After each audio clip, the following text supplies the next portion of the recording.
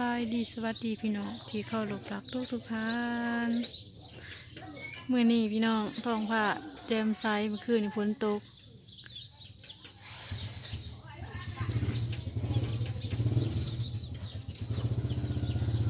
อากาศดีพี่น้องเลยฝนตกเมื่อคืน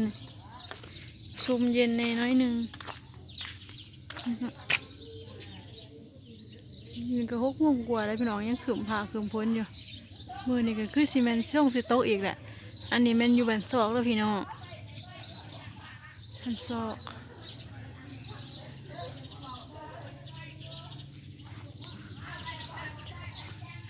พายก่อน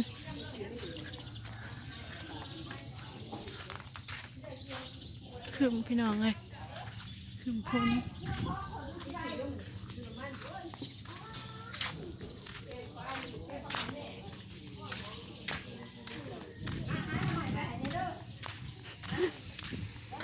อ่ะทายเอาบ่วงกี่เห็นวะ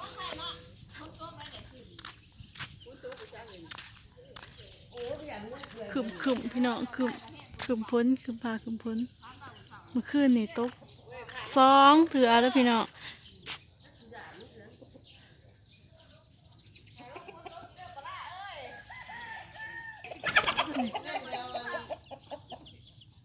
พี่น้อง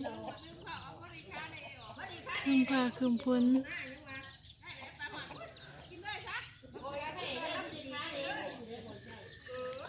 อากาศเย็นเดี๋ยวพี่น้องเลย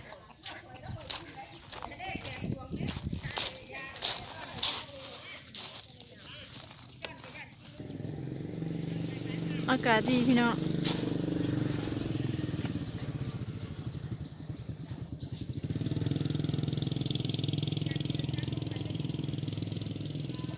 ซุ่มเนเย็นเนพี่น้องเลยรถไทยกำลังมาแต่งมาแล้ว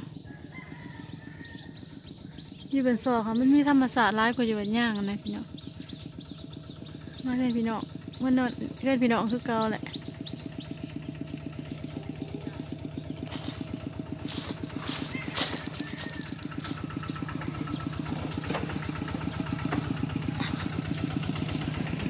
รถไทยก็จะ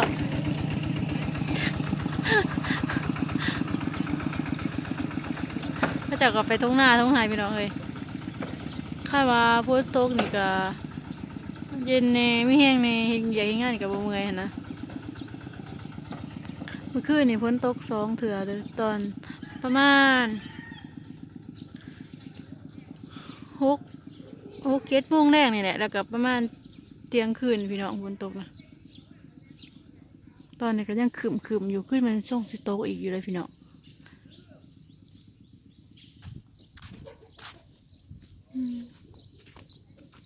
พี่น้องซุ่มสังเกตด้วย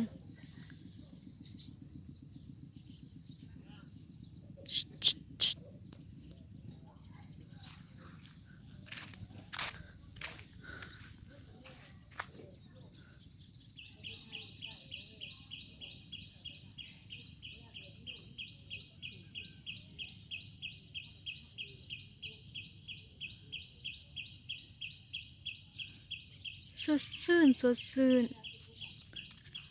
เรื่องโคกดอกจำปาเนี่ยนะพี่น้อง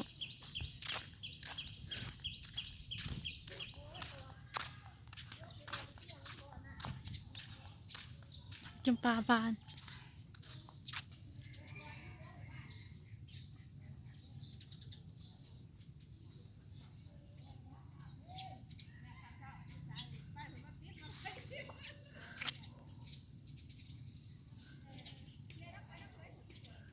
ฝนตกแล้วบรรยากาศก็ดีแล้วพี่น้องเอ้ยมีแห้งแล้ววันนี้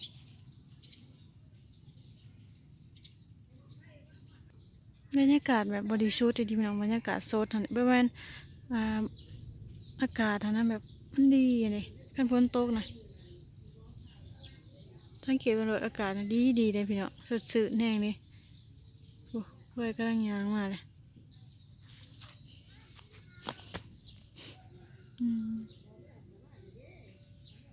ว่ายยางมาเลย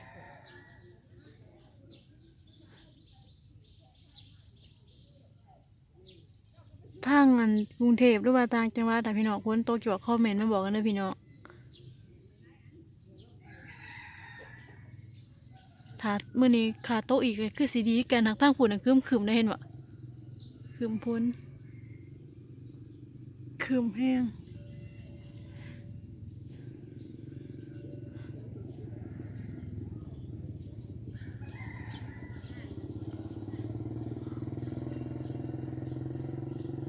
ยามนี้ก็ยามเช้าๆเด้อพี่น้อง6 โมงกว่า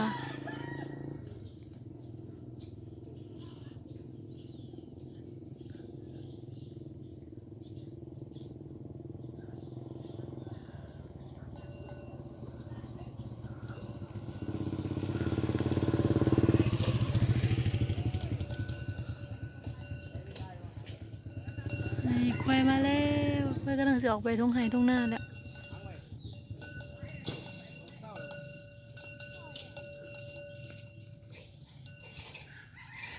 ควายกำลังจะไปเมืองนาแล้วโอ้โหฟ้าเหม็นอาหารเลยเล็กหน่อยไรควายปล่อยมันน่ะคือไรหาม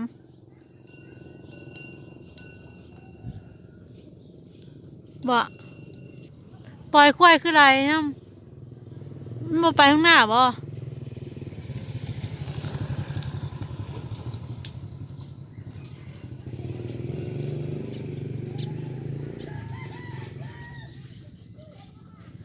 นี่บรรยากาศยามเช้า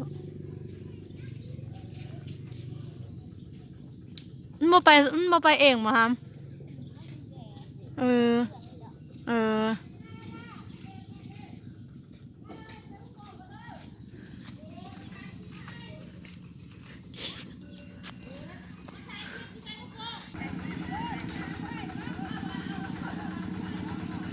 ก็จักกะสิไปไว้หน้าขู่คือกันพี่น้องเอ้ย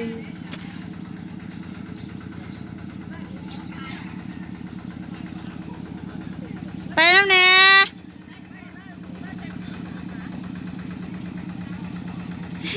ถ่ายเดี๋ยวได้อย่าได้ถ่ายเดี๋ยวดูถ่ายแล้ว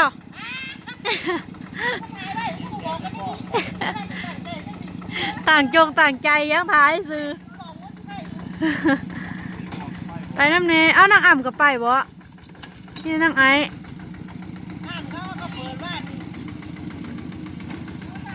เออไปน้ำเนยเด้อไปน้ำเนยไปหน้าครัวฝนตกไม่แห้งแล้ววันนี้ฝนตกแล้วไม่แห้งแล้วนะ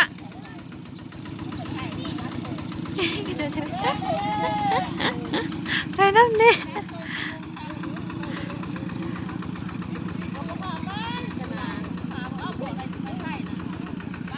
เอาเห็ดปัวไม้ร้ายเลยก็เห็ดพอน่ะมะแกงเออโอ้ไปโทรมาบอกก็คันมีเนอะสิไปกำลัง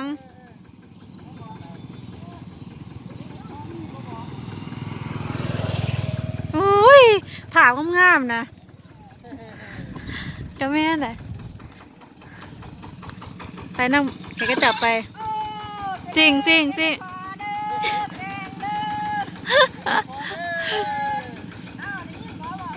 ปยินเถอะนะ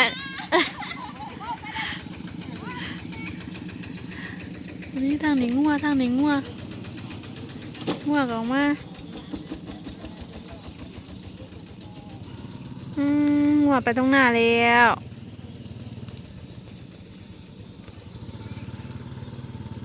จะกองงัวอะไรงัวไปตรงหน้าแล้วงัวตัวหน่อยก็มีได้มั้ยเนี่ยอยู่งัวหน่อย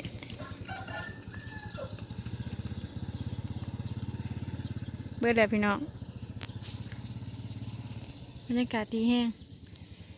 ควายทั้งผลกันยังมาอีกเด้อถามพี่น้องควายมาอีกแล้วพุงหนึ่ง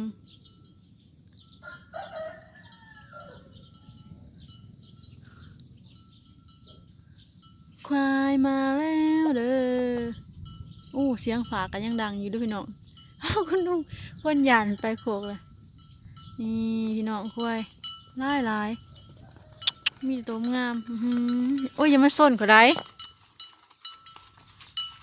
โอ้งามเป็นที่กล้วยก็จะนะมีตัวใหญ่ชื่อจะเป็นกล้วยขอกเดียวเลยเนี่ยงามไม่ดี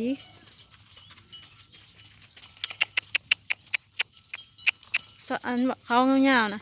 มันสีดในตับแตกเลยเนี่ย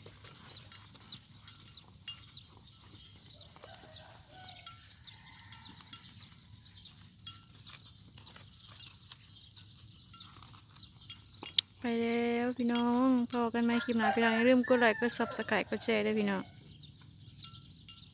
บรรยากาศน่าจะเศร้า